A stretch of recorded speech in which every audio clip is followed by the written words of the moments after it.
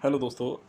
आपका हमारे चैनल में बहुत बहुत स्वागत है। देखिए, हमारे डियर स्टूडेंट्स, हम आपको जो ना professionalism, professional value and ethics जो आपका एक सब्जेक्ट है बीएससी नर्सिंग का, उसके हमने एक सीरीज शुरू की हुई है जिसमें हम आपके जो सिलेबस के अकॉर्डिंग टॉपिक्स हैं उनको हम आपको पढ़ाते हैं। ठीक है, तो उसमें हम पढ़ रहे थे टॉपिक में आपका जो प्रोफेशनल ऑर्गेनाइजेशन है या रेगुलेटरी जो बॉडीज़ हैं, यानी कि स्पेशली हम regulatory body of the Indian nursing के बारे में पढ़ रहे थे। तो उसमें हमने आईएनसी और स्टेट नर्सिंग काउंसिल ये दोनों पढ़ चुके थे, लेकिन अब इसमें एक टॉपिक है आपका प्रोफेशनल ऑर्गेनाइजेशन, और उस प्रोफेशनल ऑर्गेनाइजेशन में जो आज हम पढ़ने वाले हैं टॉपिक, उसका नाम है trend nurse association of India.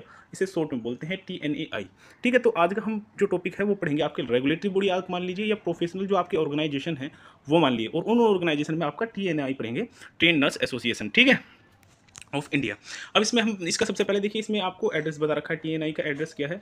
तो L17 Florence Nightingale line, green park, main, new Delhi 110016, ये इसका एड्रेस है TNI का। ठीक है ना, यानी कि TNI का जो वो है आपका हेडक्वार्टर है वो आपका यहाँ पे स्थित है ना।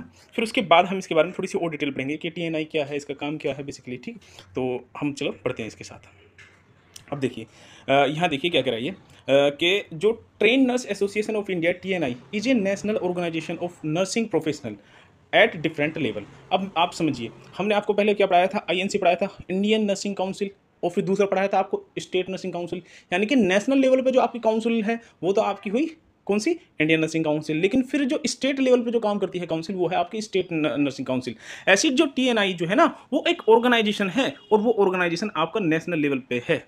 ये यहाँ पे इन्होंने कहा ये जो TNI है वो एक नेशनल लेवल ऑर्गेनाइजेशन है। अब यहाँ ऑर्गेनाइजेशन का मतलब ये है कि कुछ पीपल्स का, कुछ लोगों का इकट्ठा होना, गैदर्ड होना, और वो गैदर या इकट्ठा होते हैं और एसोसिएट करते हैं एक दूसरे के साथ टू अचीव पर्टिकुलर एम।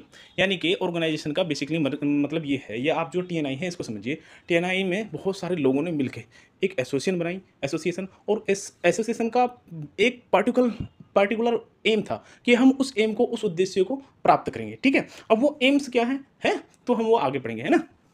ठीक है, अब फिर इसके आगे देखिए इसमें क्या लिखा कि इट वॉज इस्टेब्लिश इन 1908, यानी कि 1908 में ये आपकी इस्टेब्लिश हुई थी। अब ये आगे क्या कह रहा है देखिए, it was initially known as the association of the nursing superintendent, यानी कि ये क्या आपका एसोसिएशन ऑफ नर्सिंग सुपरिटेंडेंट कहा जाता था। कब, इनिशियली, यानी कि मैं आपको बताऊं है क्या। सबसे पहले जो ऑर्गेनाइजेशन या एसोसिएशन थी उसका नाम था association of the nursing superintendent.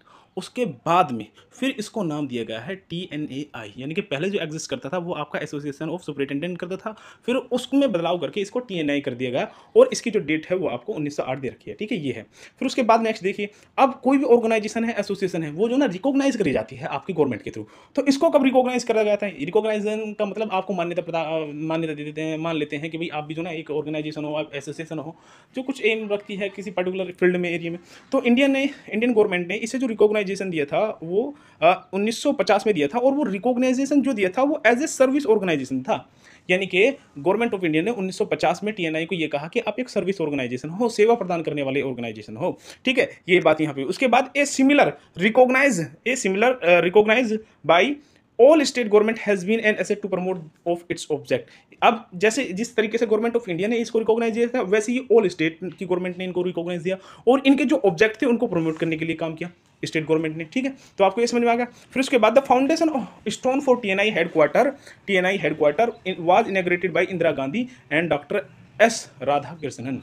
देखिए ये कह रहा है कि जो आपका मतलब जब कोई घर बनता है, कोई मकान बनता है, या हेडक्वार्टर बनता है, या कुछ भी बनता है, तो उसमें बोलते हैं ना कि पहली जो ईंट है वो किसी इंपॉर्टेंट पर्सन से रखवाई जाए, यानी कि फाउंडेशन जो स्टोन होता है, तो वो आपके इंदिरा गांधी जी ने करी थी, और जो आपके डॉक्टर S राधाकृष्णन हैं उन्होंने करी थी। अब यहाँ सिंपली टोटली अब तक मैंने ये बताया कि 1908 में TNI है उसको इस्टेब्लिश हुआ था, और उससे पहले उसको association of the nursing superintendent कहा जाता था। 1950 में से गवर्नमेंट ऑफ इंडिया ने रिकॉग्नाइज दिया, उसके बाद सभी स्टेट की सरकार है उन्होंने वो किया। फिर लास्ट में मैंने ये बताया कि इंदिरा गांधी और डॉक्टर S राधाकृष्णन जो है इन्होंने इसकी फाउंडेशन रखी थी। ठीक है, ये यहाँ पर हमारा पॉइंट क्लियर हो गया। ठीक है, अभी आपको समझ में आया, चलिए आगे बढ़ते हैं, आगे बढ़ते हैं। अब देखिए यहाँ क्या लिखा, इसके ऑब्जेक्टिव क्या है। ठीक है, यानी कि इसका उद्देश्य क्या है, ये क्यों एग्जिस्ट करता है, ये ऑर्गेनाइजेशन बनाया क्यों गया है। तो इसमें सबसे पहले लिखा to uphold every way the dignity and honour of the nursing profession. देखिए मैं आपको बताता हूँ, कई बार क्या, अब से पहले की बात करो तो जो नर्सिंग प्रोफेशन है उसे जो ना एज ए लॉयल या मतलब सम्मान की निगाहों से नहीं देखा जाता था। उसको सम्मान की निगाह से देखा ही नहीं जाता था। और वो बात तो आप छोड़ ही दीजिए, आज के समय में भी बहुत ज़्यादा सम्मान के साथ नहीं देखा जाता। जब से कोविड-19 आया है, उसके पहले भी बहुत लोगों ने काम किया है। कोविड-19 में जब नर्सेज़ का रोल देखा है, तो बहुत लोगों से इस प्रोफ़ेशन को सराहना मिली है। यानी कि और आप बहुत सारे ऐसे नर्स भी मिल जाएँगे, स्टूडेंट नर्स मिल जाएँगे और नर्स प्रैक्टिशनर नर्स भी मिल जाएँगे, जो ना अभी भी अपने प्रोफ़ेशन को खुद सेल्फ़ जो ना वो सम्मान नहीं देते हैं, तो ये गलत है। तो यहाँ इन्होंने करा क्या, एक ऑर्गेनाइज़ेशन बनाई और उसमें इन्होंने क्या रखा कि अपहोल्ड, हम जो अपने प्रोफ़ेशन की वो मर्यादा, ऑनेस्टी, डिग्निटी ये मेंटेन करके रखेंगे, अपहोल्ड करके रखेंगे, बनाए रखेंगे हम नर्सिंग प्रोफ़ेशन की जो डिग्निटी है और ऑनर। तो इनका पहला काम तो ये हुआ कि लोगों जो हैं, जो लोगों में है, ये जो नर्सिंग पर्सनल है, उनके अंदर डिग्निटी और ऑनर बनाए रखना, और इसके अलावा जो और पीपल्स हैं उनके अंदर। ठीक है, उसके बाद देखिए, promote a sense of spirit D corps among all nurses. अब देखिए यहाँ क्या है, इन्होंने कहा प्रमोट करना इस sense of spirit D corps, यानी कि लोगों के अंदर, वो कौन से लोग होंगे, वो होंगे आपके प्रोफेशनल्स, यानी कि ऑल नर्सेस होंगे जिनके अंदर एकता की भावना, एक दूसरे का म्यूचुअल रेस्पेक्ट, ये सब डेवलप करना। कि आप नर्स हो, आपके अंदर जो ना एक दूसरे के प्रति रेस्पेक्ट होनी चाहिए, ये नर्स है वो नर्स है, तो उन दोनों के प्रति रेस्पेक्ट होनी चाहिए। इसके अलावा एक यूनिटी और एक डिग्निटी अपने प्रोफेशन की बना के रखना। तो एक यहाँ पे ये पॉइंट हुआ। फिर उसके अलावा फिर देखिए नेक्स्ट वाला, to advance professional education, economic and general welfare of nurse. देखिए इन्होंने क्या कहा, अब देखिए ये बात चली है 1908 में, 1950 में गवर्नमेंट ऑफ इंडिया ने इनको रिकॉग्नाइज किया। उस वक्त देखिए अब किस तरीके की पोजीशन पे होगा नर्सिंग प्रोफेशन। तो इन्होंने क्या, उस वक्त में एजुकेशन को बढ़ावा दिया, प्रोफेशन को बढ़ावा दिया, और जो जनरल वेलफेयर हो सकता था नर्सों का वो किया। जैसे जनरल वेलफेयर का मतलब कल्याण, मतलब बोलते हैं ना, मतलब जैसे कहीं कोई सैलरी वगैरह किसी की ठीक नहीं थी, है ना, सैलरी में बहुत सारे वेरिएशन देखने को मिलते थे। उन्होंने कहा एक तरीके से सैलरी को थोड़ा ठीक करा जाए, उसमें वो करा जाए, और इन्वायरमेंट अच्छा मिले। बहुत ज़्यादा इनके साथ जो ना पहले उत्पीड़न होता था, काम वर्किंग आवर बहुत ज़्यादा होते थे उनमें, मतलब बहुत ज़्यादा जो भी नर्सों की प्रॉब्लम थी उनको हटा के उनका वेलफेयर किया गया, है ना। सभी जो डिफिकल्टी धीरे धीरे उन पर काम किया गया, और उनको आपका जो आपके नर्सिंग प्रोफेशनल थे उनका जनरल वेलफेयर किया ऑफ नर्सेस। ठीक है, ये यहाँ पे कहा गया।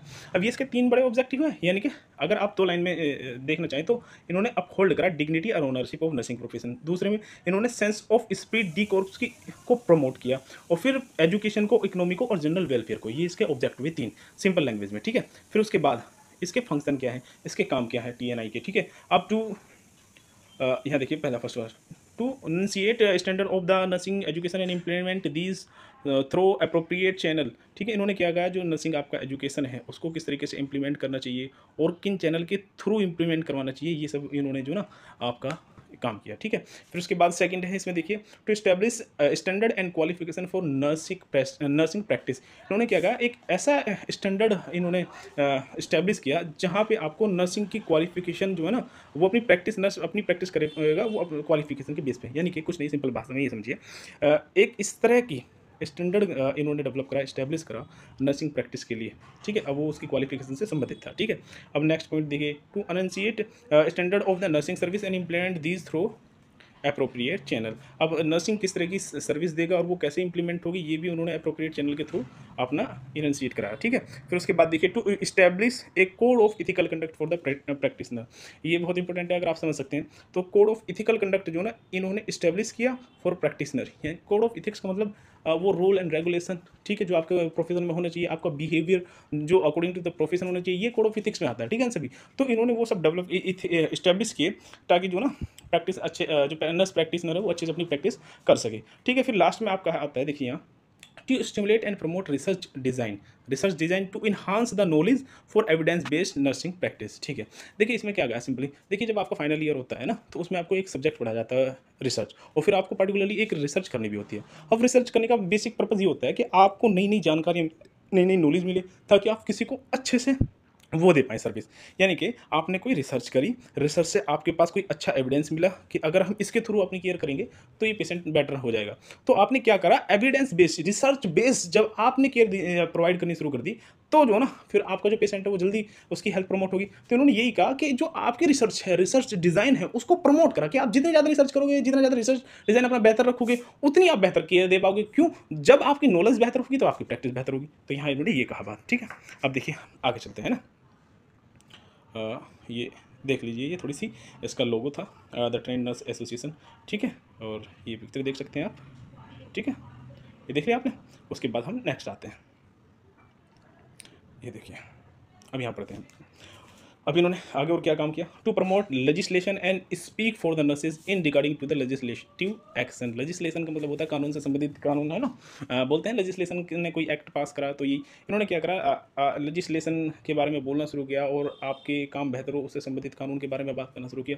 ये सब यहाँ पे शायद यही है ना। To promote and protect the economic welfare of the nurses, ये मतलब इकोनॉमिक वेल स्टेब्लिश हो जाए नर्सेज, इसके बारे में इन्होंने बात करी। फिर उसके बाद to provide professional counselling and placement service for the service nurses. अब इन्होंने यहाँ कहा कि जो आपका जो नर्स प्रोफेशनल है उनकी काउंसलिंग यहाँ इन्होंने शुरू की और दूसरा उनके प्लेसमेंट से संबंधित उन्होंने बहुत सारी यहाँ पे आपको हेल्प की। फिर इसके बाद फिर उन्होंने कहा to provide for the continue professional development of the practitioner. इन्होंने कंटिन्यू जो आपका प्रोफेशन हो उसको डेवलप करने में बहुत ज़्यादा यहाँ अपना रोल प्ले किया है। ठीक है, ये थोड़ा सा यहाँ ध्यान रखने वाली बात है। फिर उसके बाद देखिए फोर्थ वाला point, to represent nurse and serve as their spokesperson with allied national and international organisation, government and other bodies and the public. इन्होंने यहाँ कहा कि ये जो है वो टीएनआई एक रिप्रेजेंट करता है एज ए स्पोक पर्सन है नेशनल लेवल और इंटरनेशनल लेवल पे। मतलब नर्स से संबंधित अगर कोई भी मुद्दा होता है तो जैसे एक मैं आपको समझाता हूँ, जैसे हर जो राजनीतिक पॉलिटिकल पार्टी होती है ना उनका एक स्पोक पर्सन होता है ना। जैसे आप समझ लीजिए, आपको मैं बताऊँ तो संबित पात्रा है, वो एक स्पोक पर्सन है ना। तो ये इसी तरीके से जो भाजपा की बात रखेगा वो भाजपा का स्पोक पर्सन, वैसे ही जो नर्सिस की बात रखेगा और वो ऑर्गेनाइजेशन ये पर्सन वो आपका स्पोक पर्सन में ही आएगा। तो ये सब यहाँ पे बताएगा। ठीक है, ये सब आप और पढ़ लो थोड़े थोड़े, ये यहाँ पे है। ठीक है, और ये आपका डिजास्टर वगैरह में भी, डिजास्टर मैनेजमेंट में भी बहुत वो करता है हेल्प, है ना। तो ये आप पढ़ सकते हैं। उसके बाद देखिए छोटे छोटे पॉइंट इनमें बताने में कोई खास है नहीं, तो आप पढ़ लीजिए। फिर इसके अलावा इनका मेजर एक्टिविटी ऑफ टीएनआई, यानी कि टीएनआई जो बड़ी एक्टिविटीज़ करती है वो क्या है, तो उनमें सबसे पहला है पब्लिकेशन। अब पब्लिकेशन में क्या, ये एक मंथली जर्नल आपको पब्लिश करते हैं ना, और उस जर्नल में आपका जो आपका टोटल नर्सेज से संबंधित होता है, उनके एसोसिएशन से संबंधित होता है कि किस तरीके से क्या करना होता है। ठीक है, तो ये सब एक इसका बड़ा पॉइंट ये है कि वो मेजर एक्टिविटीज़ में पब्लिकेशन करता है ना। फिर उसके बाद देखिए report with the government of the India. ठीक है, अब यहाँ आप देखिए इन्होंने यहाँ ये कितना अच्छा काम है, इन्होंने यहाँ आपको मैंने पिछले वाले पॉइंट में ही बता दिया था कि गवर्नमेंट ने इसको रिकॉग्नाइज किया था एज ए सर्विस एसोसिएशन। ठीक है, तो एक जब सर्विस एसोसिएशन करते हैं तो उसके बहुत फ़ायदा आपको मिलते हैं बाद में। फिर उसका दूसरा है assurance of the railway concession. देखिए ये बहुत बड़ी बात है कि आप 20% तक जो ना रेलवे में कंसेशन पा सकते हो। मतलब अगर आप जो एसोसिएशन के एक मेंबर हो और ठीक है आप रेल के थ्रू कहीं ट्रैवल वगैरह करना चाहते हैं तो 25% तक आपको वो मिल जाता है। ठीक है, कंपनसेट हो जाता है, मतलब आपको 20% आपको कंसेशन मिल जाता है, कंपनसेट कर रहा था सॉरी, है ना। तो ये इसमें है। दूसरा affiliation with the government committee and council, तो इन्होंने एफिलिएशन करा रखा है अपना गवर्नमेंट के साथ और कमेटी एंड काउंसिल के साथ। ये थोड़ा इनका एक इंपॉर्टेंट रोल है। फिर उसके बाद थोड़ा क्या इंपॉर्टेंट ही रोल है सभी, affiliation with the other organisation, और बहुत सारे ऑर्गेनाइजेशन के साथ भी इन्होंने अपना वो रखा है। ठीक है, उसके बाद देखिए आप इनका कुछ कोलैबोरेशन भी है कुछ दूसरी जो आपके ऑर्गेनाइजेशन वगैरह हैं उनके साथ। जैसे देखिए इनका कोलैबोरेशन इन रिसर्च एक्टिविटीज़। अब कौन कौन सी एक्टिविटीज़ में, जैसे HIV एड्स प्रोजेक्ट में इनका कोलैबोरेशन है किसके साथ, अमेरिकन नर्सिंग एसोसिएशन के साथ। ठीक है, ये एक है आप देख सकते हैं। फिर इसके अलावा यूनिसेफ में आप इनका कोलैबोरेशन है, वो आपका child reproductive child health project, strengthening support of the ANM and the supervisor female, यानी कि ये सब ANM को, फीमेल हेल्थ वर्कर को, नर्सेज को, इन सभी को आपका जो ना स्ट्रेंथन करने के लिए आपने इन्होंने बहुत सारे ऑर्गेनाइजेशन के साथ वो कर रखा है। ठीक है, कोलैबोरेशन। ठीक है, फिर इसके बाद ये देख सकते हो आप। ठीक है, ये feasibility study in the collaboration with Europe commission on improving health care for safe motherhood service of independent private practice with unemployed and under employed ANMs in India. ये सब है इसमें। फिर उसके बाद देखिए लास्ट वाला जो आपका पॉइंट है, TNI Swedish international develop corporation agency, Indian institution of management Ahmedabad, project on improving midwifery and emergency obstetric service in India. ये सब के साथ इन्होंने अपना कोलैबोरेशन करा है। ठीक है, अब इसमें आप सबसे बस थोड़ा सा ध्यान रखने वाली चीज़ यही है कि आपको पता होना चाहिए कि हमारे जो ना कुछ ऑर्गेनाइजेशन वगैरह भी हैं और या हमारी कुछ रेगुलेटरी बॉडीज़ भी हैं। उनमें एक तो आपका इंडियन नर्सिंग काउंसिल है, फिर उसके बाद आपका स्टेट नर्सिंग काउंसिल है, फिर उसके बाद जो आपका प्रोफेशनल ऑर्गेनाइजेशन आता है, प्रोफेशनल ऑर्गेनाइजेशन में आपका TNI आता है। उसका स्टेब्लिशमेंट 1908 में हुआ। फिर उसके बाद वो जो आपके गवर्नमेंट ऑफ इंडिया के थ्रू आपका रिकॉग्नाइज किया गया 1950 में। इसका जो फाउंडेशन स्टोन वो आपका इंदिरा गांधी एंड आपका डॉक्टर S राधाकृष्णन के द्वारा हुआ। इनका जो ऑब्जेक्टिव है वो ये है डिग्निटी एंड ऑनर को अपहोल्ड करके रखना। फिर दूसरा है आपका स्पिरिट ऑफ डिकोर, इन सबको आपको प्रमोट करना। इसके अलावा एडवांस करना प्रोफेशन को, आपकी एजुकेशन को नर्सिंग के, और इसके अलावा जो वेलफेयर ऑफ नर्सेस है, ये इनके मेन ऑब्जेक्टिव है। फंक्शन में इनकी यही सब चीज़ों को आपका थोड़ा सा कॉम्प्रिहेंसिव मैनर में दिखाकर उन्होंने बताया। फिर इनके मेजर एक्टिविटीज़ में क्या है, मेजर एक्टिविटीज़ में आपकी पब्लिकेशन इसका एक बड़ा वो है, यानी कि मंथली जर्नल इनका पब्लिश होता है, उसमें आपका सब ऐसी नर्सेज के बारे में थोड़ी सी इन्फॉर्मेशन वगैरह होती है। और फिर दूसरा इनका जो ना कोलैबोरेशन वगैरह भी है, तो कोलैबोरेशन वगैरह किस किस के साथ है, तो ये आप ये देख सकते हैं। आज का हमारा लेक्चर यहीं पे खत्म होता है, ठीक है। प्लीज़ कमेंट करिए।